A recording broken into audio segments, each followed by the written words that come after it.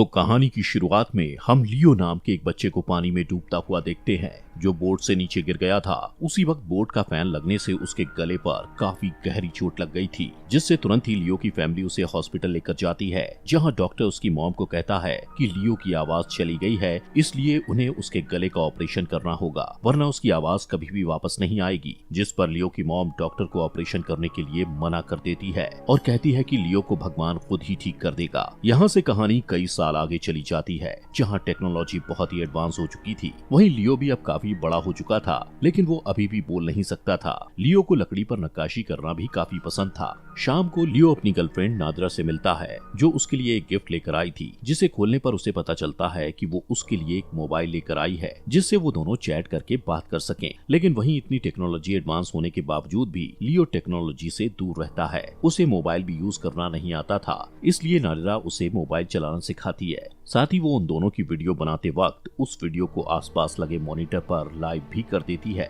ये देखकर लियो मुस्कुराकर शर्माने लगता है। वो दोनों इस रोमांटिक मोमेंट को काफी एंजॉय करते हैं। इसके बाद वो दोनों एक स्ट्रिप क्लब में जाते हैं, जहां वो काम करते थे। लियो उस स्ट्रिप क्लब में बारटेंडर की जॉब करता था, वहीं नादरा उसी क्लब में वेट्रेस थी। लियो बार में नादरा को एक छोटी सी लकड़ी पर उसके द्वारा नक्काशी की गई स्टारफिश देता है, जिसे देखकर नादरा उसे कहती है कि अगली बार वो उसके लिए सी हॉर्स बनाए। इतना कहते हुए वो कस्टमर्स को ड्रिंक सर्व करने के लिए चली जाती है, लेकिन ड्रिंक सर्व करते वक्त सटू नाम का कस्टमर उसे एक गंदा कमेंट करता हुआ गलत तरीके से उसे छूने लगता है। तभी लुबा, जो वहीं उसी बार में काम करता था और नादरा का फ्रेंड था, वो भी ये सब देखकर नादरा को बार से बाहर ले जाता है। लुबा नादरा से पूछता है, क्या तुमने पैसों का इंतजाम किया? जिस पर वो कहती है कि अभी मेरे पास इतने पैसे नहीं हैं जितने मुझे जरूरत है, और ना ही अभी तक मैंने अपने पास के बारे में लियो को बताया है। इसके बाद नादरा वापस से बार के अंदर जाकर अपना काम करने लगती है, लेकिन तभी फिर से सटू आकर उसे बैड कमेंटिंग करता हुआ गलत तरीके से छूने लग जाता है। लेकिन इस बार लियो गुस्से में सटू को गर्दन से पकड़कर बाथरूम में ले जाता है। तभी सटू का दोस्त रॉब वहां आकर लियो से सटू को छुड़वा लेता है, लेकिन लियो अभी भी काफी गुस्से में था, इसलिए नादरा उसे लड़ाई करने से रोकते हुए कहती है कि लियो, हमें अपनी जॉब नहीं खोनी है। इसके बाद बार के बाउंसर सटू और रॉब को वहां से निकाल देते हैं। वहीं नादरा को किसी निकी नाम के आदमी का कॉल आता है, जो उसे एक एड्रेस बताता है, इसलिए वो अपने हाथ पर ही उस एड्रेस को लिखने लगती है। ये देखकर लियो उसे अपना स्क्रैच पैड देता है। तभी उस बार का ओनर मैक्सिम लियो को अपने पास बुलाकर उसे वार्निंग देता है कि अगर तुमने कभी भी किसी कस्टमर से झगड़ा किया तो तुम्हें जॉब से निकाल दिया जाएगा। अब बार का काम खत्म होने के बाद लियो घर जाकर सोने की कोशिश कर रहा था, लेकिन तभी उसे बाहर से किसी के रोने की आवाज आती है, और जैसे ही वो डोर ओपन करता है तो उसे उसके घर के बाहर नादरा जमीन पर बैठी मिलती है। नादरा उसे कहती है कि मुझे तुम्हें कुछ बताना है, लेकिन लियो उसकी पूरी बात सुने बिना ही ये सोचकर काफी सैड हो जाता है कि शायद वो उसे छोड़कर किसी और के साथ जा रही है। नादरा उसे कहती है कि ऐसी बात नहीं है, मैं तुम्हें छोड़कर कभी नहीं जाना चाहूंगी, लेकिन मुझे तुम्हें कुछ इम्पोर्टेंट बात बतानी है।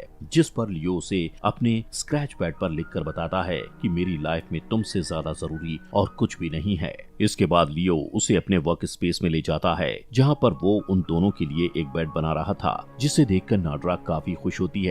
लेकिन अगले ही पल वो निराश होकर ये कहती हुई वहाँ से जाने लगती है कि कुछ है जो तुम मेरे बारे में नहीं जानते। तभी लियो उसका हाथ पकड़ लेता है और वो दोनों वहीं पर रोमांस करने लगते हैं। नेक्स्ट मॉर्निंग जब लियो की आंख खुलती है तो वहाँ वो नादरा को ना पाकर ये सोचता है कि शायद वो उसे छोड़कर वहाँ से चली जा चुकी है। वहीं दूसरी तरफ हम दो सर्जन्स कैक्टस और उसके पार्टनर डक को देखते हैं, जो मैक्सिम के गुंडों में से एक गुंडे की सर्जरी कर रहे थे, जिसे 5 गोलियां लगी थी। वो दोनों असल में मैक्सिम के लिए एक ब्लैक मार्केट क्लिनिक पर सर्जन्स का काम करते थे, लेकिन कैक्टस अब इस काम को छोड़कर अपनी बेटी के साथ जर्मनी जाकर शांति से रहना चाहता था, इसलिए उसने मैक्सिम को उसकी और उसकी बेटी की फेक वीजा आईडी बनाने के लिए कहा था। इसके बारे में कैक्टस मैक्सिम के आदमी, जिसका नाम एकिम था, उससे पूछता है कि उसकी और उसकी बेटी की आईडी मैक्सिम कब तक बनवा कर देगा, जिस पर एकिम कहता है कि 3 दिन के अंदर तुम्हें आईडी मिल जाएगी। लेकिन डक को यहाँ इस शहर में रहना पसंद था और मैक्सिम के लिए सर्जरीज का काम करने के साथ साथ वो अपना एक साइड बिजनेस भी करता था, जहाँ वो बच्चों में बॉडी पार्ट्स इम्प्लांट करने के साथ साथ साथ उनकी साइबरनेटिक सर्जरीज भी करता था। वहीं लियो एक कॉफी शॉप पर जाकर कॉफी पीने लगता है।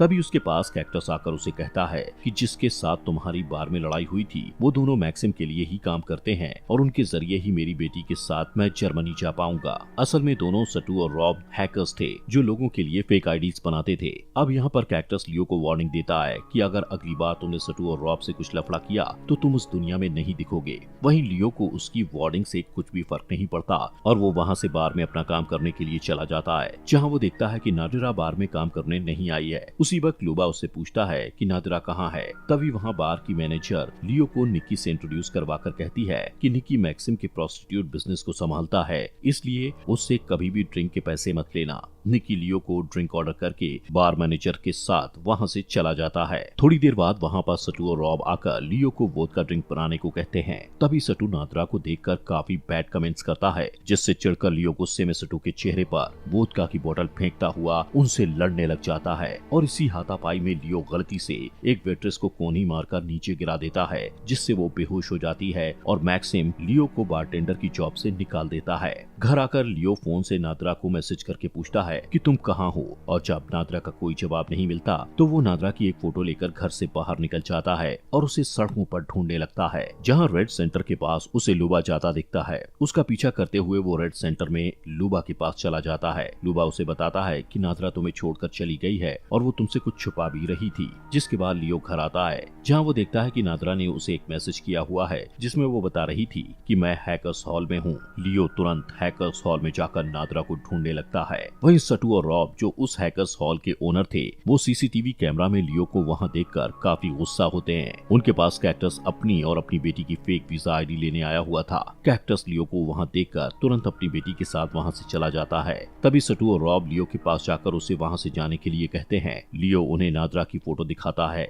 लेकिन वो उसे कहते हैं कि हमें नादिरा के बारे में कुछ नहीं पता और उस पर काफी गुस्सा करते हुए उसे वहाँ से जाने के लिए कहते हैं। लेकिन अचानक लियो को याद आता है कि नादिरा ने उसके स्क्रैच पैड पर कुछ लिखा था, जिससे वो तुरंत वहाँ पड़े एक चारकोल को स्क्रैच पैड पर उसी पेज पर घिसने लगता है। तभी वो देखता है कि नादिरा ने किसी ओसवाल्ड नाम के व्यक्ति का एड्रेस लिखा था। वो तुरंत ओसवाल्ड के एड्रेस पर पहुंचकर डोर नॉक करता है। ओसवाल्ड के डोर ओपन करते ही वो बिना कुछ पूछे ओसवाल्ड के घर के अंदर घुसकर नादिरा को ढूंढने लग जाता है, जहाँ उसे एक दीवार पर बहुत सारी लड़कियों की फोटोज लगी हुई मिलती हैं, जिनके साथ ओसवाल्ड रातें रंगीन कर चुका था। लेकिन उन्हीं फोटोज में लियो को एक ऐसी फोटो मिलती है जिसमें नादिरा का नाम लिखा हुआ था, लेकिन वो फोटो इतनी डार्क थी कि उसमें नादिरा का चेहरा ठीक से दिखाई नहीं दे रहा था। लियो को ऐसा करते देख ओसवाल्ड को लगता है कि लियो निकी के लिए काम करता है और आज उससे पैसे लेने उसकी जगह लियो आया है, इसलिए वो लियो को पैसे देकर कहता है कि नादिरा एक कॉल गर्ल है और मैंने उसके साथ बहुत मजे किए थे। ये सुनकर लियो को गुस्सा आता है और वो ओसवाल्ड को गर्दन से पकड़कर बेड पर लिटाकर पैसे उसके मुंह में ठूंस देता है और वहाँ से निकल जाता है। यहाँ पर लियो को ओसवाल्ड की बातों से समझ आ गया था कि निकी मैक्सिम की प्रोस्टिट्यूट्स को दूसरे क्लाइंट्स के पास भेजकर उनसे पैसों की कमीशन लेता है। वहीं दूसरी साइड कैक्टस डक के साथ बॉलिंग एले में आया हुआ था, जहाँ कुछ स्कूल गर्ल्स को देखकर डक उन पर बैड कमेंट्स करता हुआ कैक्टस से कहता है कि तुम्हारी बेटी भी अब बड़ी होने लगी है। उसकी इस वाहियात बात पर कैक्टस को गुस्सा आ जाता है और उसके हाथ को बॉल से दबाकर कहता है कि आगे से मेरी बेटी के बारे में ऐसी घटिया बात मत कहना।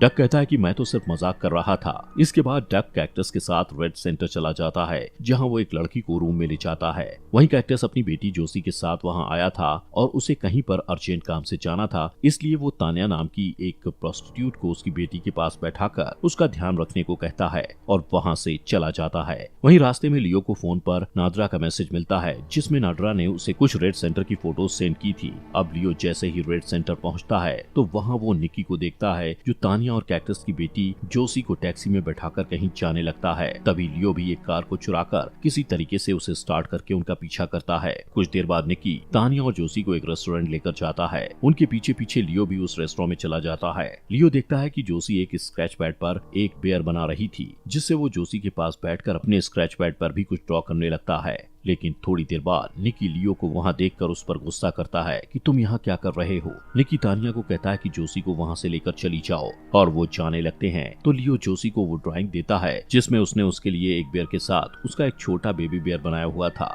उनके जाने के बाद लियो निकी के पास आकर उसको नाड्रा की फोटो दिखाता है, जिस पर निकी कहता है कि नाड्रा मेरे साथ काम नहीं करती और मुझे उसके बारे में कुछ भी नहीं पता। तभी लियो से नाड्रा की वो डार्क फोटो दिखाता हुआ गुस्से से इशारा करते हुए पूछता है कि नाड्रा कहाँ है, जिस पर निकी को भी गुस्सा आ जाता है और वो उस रेस्टोरेंट के सिक्योरिटी गार्ड्स को कहता है कि आदमी मुझे तंग कर रहा है, इसलिए इसे यहाँ से बाहर निकाल दो। लेकिन सिक्योरिटी गार्ड्स लियो को कुछ नहीं कहते। लियो स्क्रैच पैड पर लिखकर उससे कहता है कि क्या तुम्हारे बॉस मैक्सिम को पता है कि तुम उसकी प्रोस्टिट्यूट्स को दूसरे क्लाइंट्स के पास भेजकर उनसे कमीशन लेते हो, जिस पर निकी थोड़ा घबरा जाता है। वहाँ से जाने से पहले लियो ऑसवाल्ड के दिए हुए निकी के पैसे निकी के सामने उसकी टेबल पर फेंक देता है और वहाँ से निकलकर वो एक स्विमिंग पूल में जाता है। लियो नाड्रा को ढूंढ नहीं पा रहा था, इसलिए वो अब काफी परेशान हो गया था। तभी वहाँ एक लड़के को फोन पर बात करते देख उसके दिमाग में एक आइडिया आता है। दोस्तों, वीडियो में आगे बढ़ने से पहले मैं आपको बताना चाहता हूँ एक गेमिंग प्लेटफॉर्म के बारे में, जहाँ पर आप बहुत सारे गेम्स खेलकर प्राइजेस जीत सकते हो। यहाँ पर आपको बहुत सारी अलग अलग टाइप की गेम्स मिलेंगी और इन गेम्स में आपको सिर्फ प्रेडिक्शन करना होता है और प्रेडिक्शन करके आप जीत सकते हो बहुत सारे प्राइजेस। यहाँ पर आपको मिलेंगी बहुत इजी गेम्स, जिसमें से मैं खेलने वाला हूँ कॉइन फ्लिप। ये गेम बहुत ज्यादा आसान है। यहाँ सिर्फ आपको ये प्रेडिक्ट करना है कि कॉइन हेड आएगा या टेल आएगा। जितना ज्यादा आप सही प्रेडिक्शन करोगे उतना ज्यादा आपका पॉइंट्स मल्टीप्लाई होता जाएगा, जिससे आप बहुत सारे प्राइजेस जीत सकते हो। और यहाँ पर और भी गेम्स हैं जिनको खेलकर आप और भी ज्यादा रिवॉर्ड्स जीत सकते हो। और गाइस, जीते हुए प्राइजेस को आप इजीली विथड्रॉ भी कर सकते हो। तो फिर देर किस बात की है, अभी जाकर खेलो। दोस्तों, बीसी गेम इंडिया का मोस्ट सेफेस्ट और ट्रस्टेड प्लेटफॉर्म है, जहां पर आप इजी गेम्स खेलकर अमेजिंग रिवॉर्ड्स पा सकते हो और साथ ही फर्स्ट डिपॉजिट पर आपको 300% का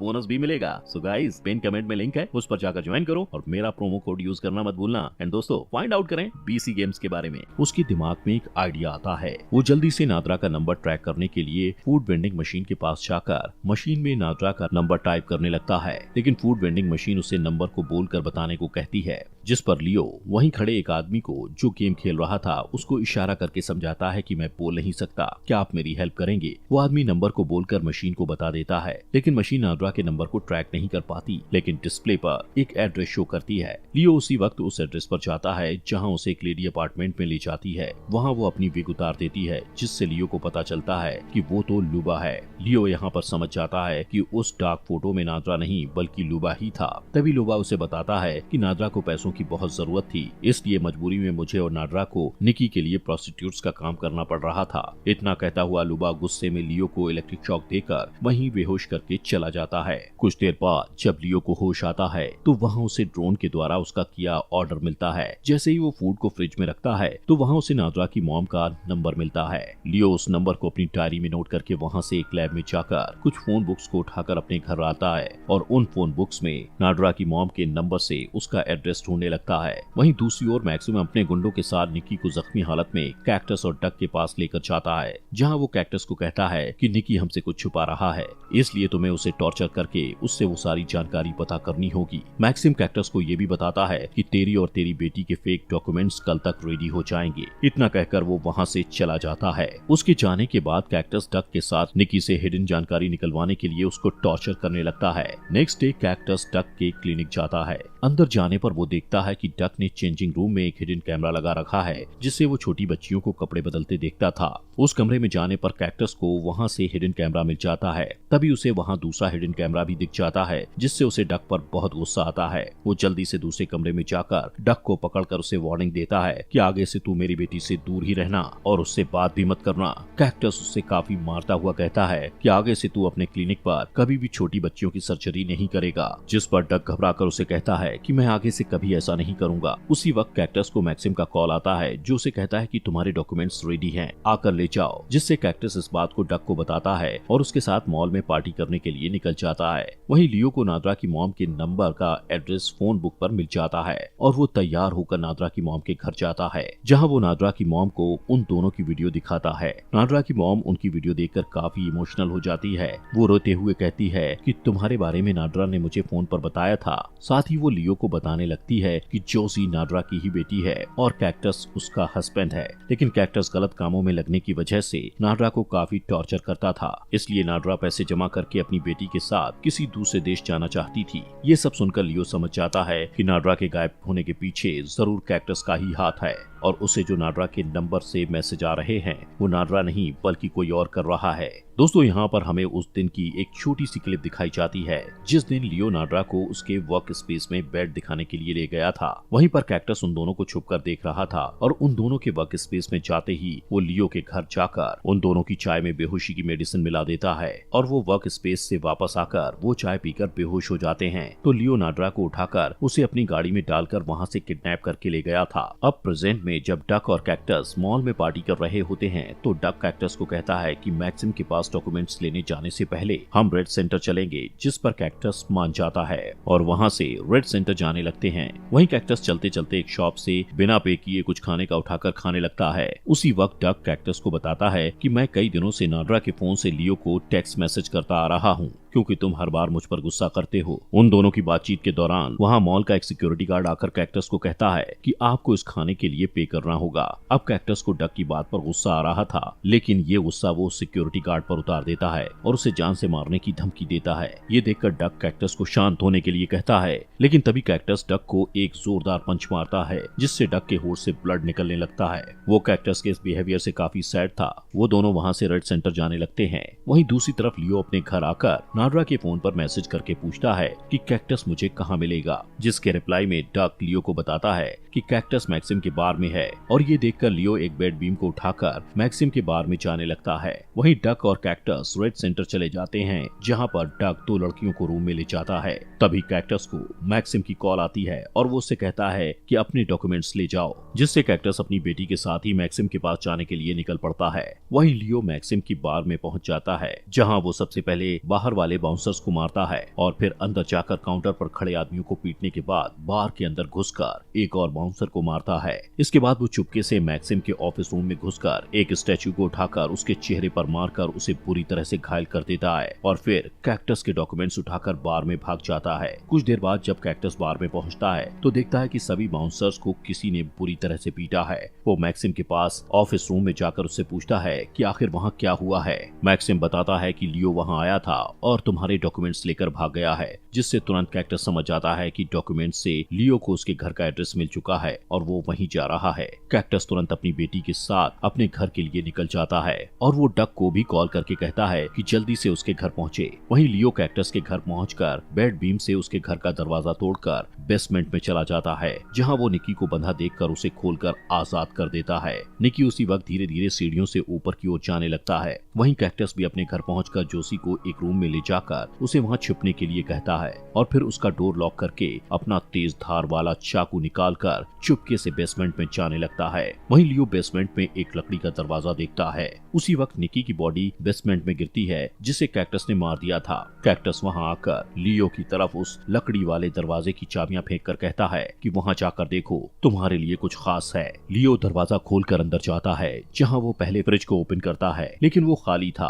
तभी एक कॉर्नर में उसे नाड्रा के डेड बॉडी प्लास्टिक से कवर की हुई मिलती है, जिसे देखकर वो बहुत ज्यादा उदास हो जाता है और नाड्रा की डेड बॉडी को उठाकर वहां से जाने लगता है। लेकिन वहीं कैक्टस उसकी बेड बीम को उठाकर उसका रास्ता रोकता है, जिससे लियो नाड्रा की बॉडी को टेबल पर रखकर कैक्टस के सामने हाथ फैलाकर खड़ा हो जाता है। यहाँ पर कैक्टस लियो को सब सच्चाई बताने लगता है कि पहले मैंने नाड्रा को किडनैप किया और फिर यहाँ बेसमेंट में ले जाकर उसकी पूरी बॉडी को प्लास्टिक से कवर कर दिया, जिससे उसे सांस लेने में दिक्कत होने लगी। साथ ही कैक्टस उससे बताता है कि मैंने उसे बहुत तड़पाया और उसे बहुत टॉर्चर किया क्योंकि वो मेरी बेटी को मुझसे दूर ले जाना चाहती थी, इसलिए मुझे उसे मारना पड़ा। ये बताने के बाद कैक्टस लियो को बेड बीम से मारने लगता है, लेकिन लियो बेड बीम को पकड़ लेता है। तभी कैक्टस अपना चाकू निकालकर उसे मारने की कोशिश करता है, लेकिन लियो उसका चाकू पकड़कर उसकी ही तरफ मोड़कर उसके गले के आर पार कर देता है, जिससे कैक्टस के गले से ब्लड निकलने लगता है और वो धीरे धीरे मरने लगता है। वहीं लियो नाड्रा की बॉडी से प्लास्टिक कवर हटाता है और उसे देखकर जोर जोर से रोने लगता है, लेकिन बेचारे के गले से जरा सी भी आवाज नहीं निकलती।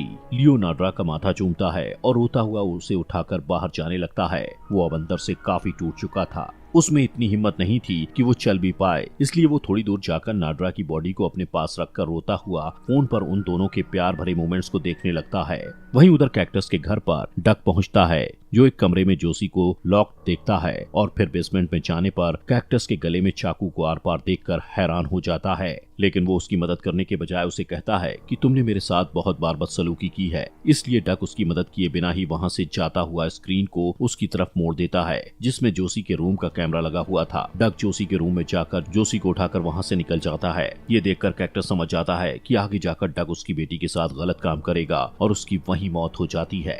वहीं डक लियो के पास जाकर उसे लात मारकर बेहोश कर देता है और फिर उसे अपनी क्लिनिक पे ले जाता है, जहां उसके गले में एक इलेक्ट्रॉनिक वॉइस बॉक्स लगाने लगता है क्योंकि वो उसके मुंह से सॉरी सुनना चाहता था। उसके गले में इलेक्ट्रॉनिक वॉइस बॉक्स फिट करने के बाद वो लियो को सॉरी बोलने को कहता है क्योंकि उसने जोसी को अनाथ कर दिया था। वहीं लियो की कंडीशन काफी खराब होने की वजह से उसके मुंह से एक शब्द नहीं निकलता। ये देखकर डक गुस्से में उसे टॉर्चर करने लगता है। नेक्स्ट डे मॉर्निंग में डक लियो को गाड़ी में बैठाकर कहीं पर जाने लगता है। रास्ते में वो उसकी मुलाकात जोसी से करवाता है। थोड़ी देर बाद वो एक ब्रिज पर गाड़ी ले जाकर रोक देता है और लियो को वहाँ पर एक बेंच पर बैठाकर ब्रिज पर लगे ताले को खोल देता है। इसके बाद वो लियो को गुस्से में उठाकर उसके मुंह से कैक्टस को मारने के लिए सॉरी बोलने को कहता है। तभी लियो एक गहरी सांस लेकर डक को उठाकर पानी में कूद जाता है। पानी के अंदर लियो डक को कसकर पकड़े रखता है और वो उसे तब तक नहीं छोड़ता जब तक डक की मौत नहीं हो जाती। और जैसे ही डक मर जाता है तो लियो पानी के ऊपर आकर स्विम करने लगता है। वहीं ब्रिज के ऊपर खड़ी जोसी लियो से पूछती है कि लियो